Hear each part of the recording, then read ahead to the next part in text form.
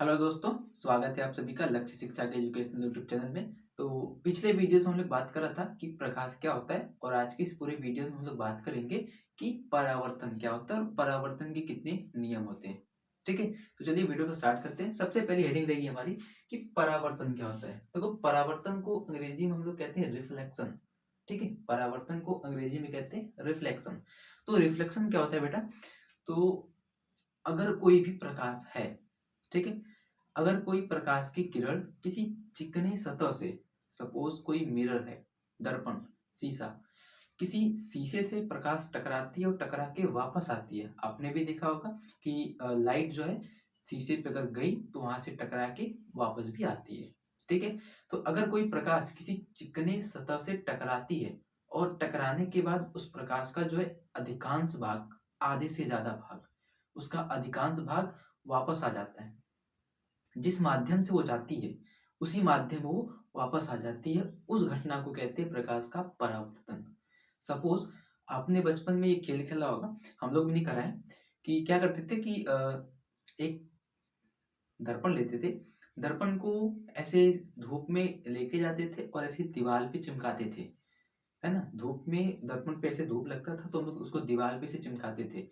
तो जो दीवार पे चिमकाते थे ना, वही होता है परावर्तन। ठीक है, परावर्तन का मतलब होता है कि किसी चीज का टकरा के वापस आना। और प्रकाश का परावर्तन है, इसका मतलब है कि प्रकाश एक माध्यम से जाएगी और उधर से टकरा के फिर से उसी माध्यम में अगर वापस आ जाती है, उस घटना को कहते हैं प्रकाश का परावर्तन। लिखने के लिए कैसे लिखेंगे? जब प्रकाश जब प्रकाश किसी चिकने सतह से, किसी चिकने या पॉलिशदार चिकने या पॉलिशदार सतह से टकराती है टकराती है तो प्रकाश का प्रकाश का अधिकांश भाग अधिकांश भाग उसी माध्यम में उसी माध्यम में वापस लौट आता है वापस लौट आता है। इस घटना को प्रकाश का परावर्तन कहते हैं। इस घटना को प्रकाश का परावर्तन कहते हैं। ठीक है, तो उसको नोट करिएगा कि जब कोई प्रकाश किसी चिकने या पॉलिशदार सतह से टकराती है तो उसका अधिकांश भाग उसी माध्यम में वापस आ जाता है। इस घटना को हम लोग प्रकाश का परावर्तन कहते हैं। ठीक है, तो नोट करिए। फिर हम लोग आगे चलते हैं कि प्रकाश के नियम, परावर्तन के नियम कितने होते हैं। ठीक है, नोट करिए।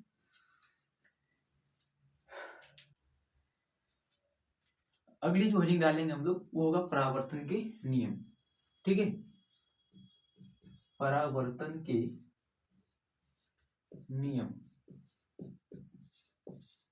ये हमारी अगली हेडिंग है। ठीक है, कि परावर्तन के कितने नियम होते हैं। तो बेटा परावर्तन के दो नियम होते हैं। ठीक है, परावर्तन के दो नियम होते हैं। परावर्तन के दो नियम होते हैं। दो नियम होते हैं। ठीक है, तो नियम समझने से पहले हम लोग क्या करेंगे, एक फिगर बनाते हैं और फिगर से ड्रॉ करके दिखाते हैं। देखते हैं, ये सपोज एक प्लेन मिरर है। ठीक है, ये एक प्लेन मिरर है। और करना क्या है आपको, आपको एक बात पता होनी चाहिए कि प्लेन मिरर अगर है तो जो ये लाइन खींची है ना प्लेन मिरर के नीचे, इस लाइंस को कहते हैं कलई किया हुआ भाग। ठीक है, कलई वाला भाग कहते हैं इसको। ठीक है, इस लाइन को कहते हैं कलई वाला भाग। एक चीज और, जिस लाइन पे हमने ऐसे लाइंस नहीं खींचे, जिस लाइन पे ये वाली लाइंस हमने नहीं खींची है, उन लाइंस को नाम देते हैं परावर्तक पृष्ठ। परावर्तक पृष्ठ। परावर्तक पृष्ठ क्या मतलब होता है कि प्रकाश जिस चीज से टकराएगी या फिर प्रकाश जहां से टकराती है और टकरा के लौटती है, उस हिस्से को नाम देते हैं परावर्तक पृष्ठ। ठीक है, तो ये वाला जो चिकना सतह दिख रहा है आपको, ये वाली लाइन जिसपे कोई अलग से लाइंस नहीं खींची गई है, ना तो खुरदुरा है ना तो खराब है, ये एकदम प्लेन है, उस प्लेन सरफेस को कहते हैं परावर्तक पृष्ठ। ठीक है, और ये नीचे वाले भाग को कहते हैं कलई किया हुआ भाग है। ठीक है, अगली चीज आपको क्या करनी है, ये एक दर्पण है। ठीक है, इस दर्पण पे आपको एक प्रकाश की किरण भेजनी है। तो सपोज दैट ये एक प्रकाश की किरण इस दर्पण पे जा रही है। ठीक है, प्रकाश की किरण है, दर्पण पे जाके टकराई, तो इस प्रकाश की किरण को भी नाम दे देते हैं ए और बी। ठीक है, ए और बी इस प्रकाश की किरण का नाम है। तो जो प्रकाश की किरण इस दर्पण की तरफ आई है, उस प्रकाश की किरण को एक नाम देते हैं, उसका नाम होता है आपतित किरण। ठीक है, इस प्रकाश की किरण का क्या नाम है, आपतित किरण। अगला काम क्या रहेगा आपको, जहां पे ये किरण आके टकराई है ना, ये वाली किरण जिस बिंदु पे जाके टकराई है, उस बिंदु पे क्या करना है, आपको एक लंबवत रेखा खींचनी है। लंबवत मतलब 90 डिग्री पे एक लंबवत एक सीधी लाइन खींचनी है। ठीक है, एकदम 90 डिग्री पे होना चाहिए। ठीक है, थोड़ा सा टेढ़ा है, मिलाना।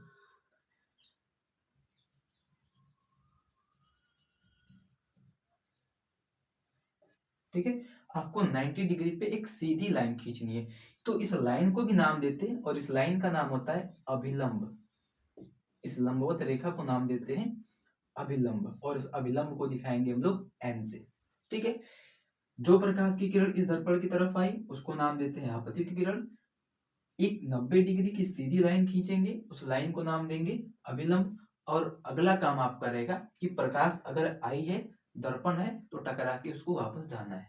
ठीक है, और अगर प्रकाश टकरा के उसी माध्यम में वापस इस तरीके से जाती है, तो इस वाली प्रकाश की किरण को नाम देते हैं परावर्तित किरण।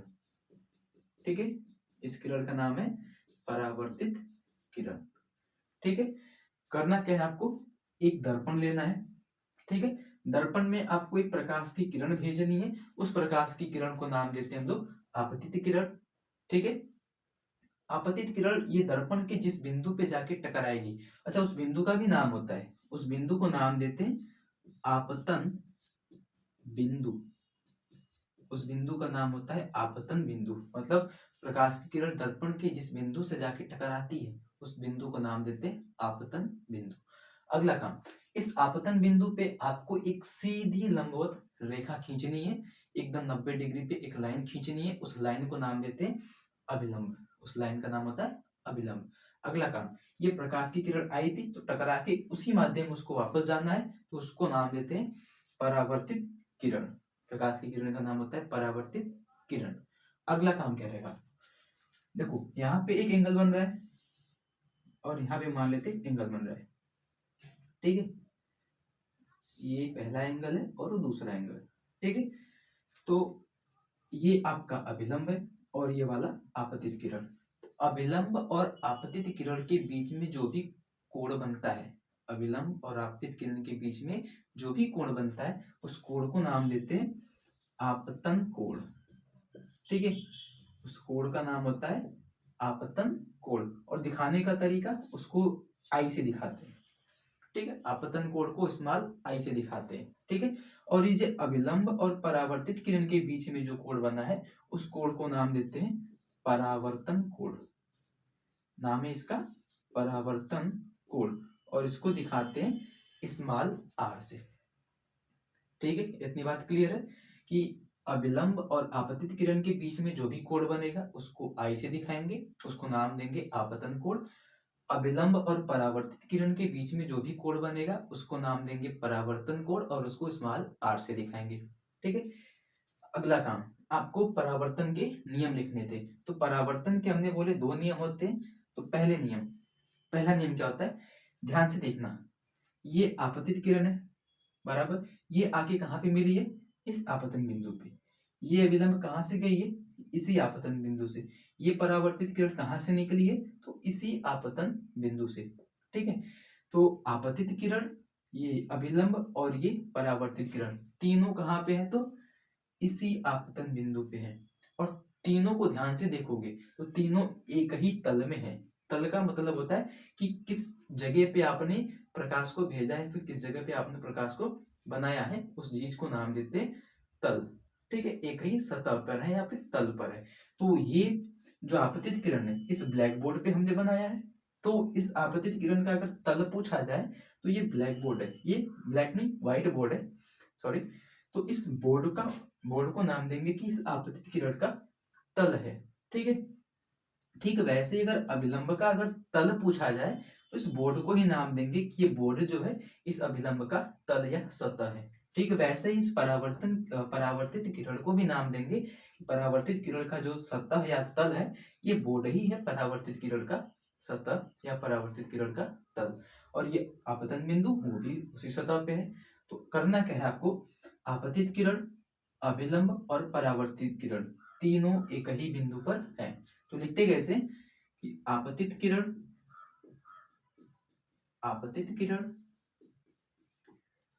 कमा परावर्तित किरण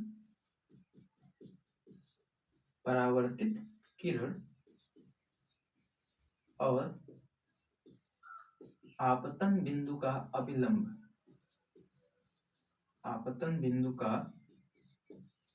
अभिलंब तीनों एक ही तल में है।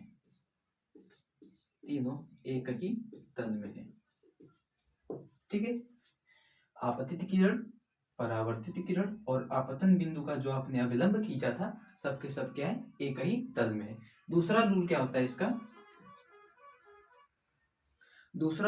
इसका, कि ये जो आपको आपतन कोण और परावर्तन कोण दिख रहा है ना, आपको ये दोनों कोण आपस में बराबर दिखेंगे। ठीक है, तो परावर्तन का जो दूसरा नियम होता है, आपतन कोण सदैव परावर्तन कोण के बराबर होता है। लिखेंगे आपतन कोण सदैव परावर्तन कोण के बराबर होता है। आपतन कोण सदैव परावर्तन कोण के बराबर होता है।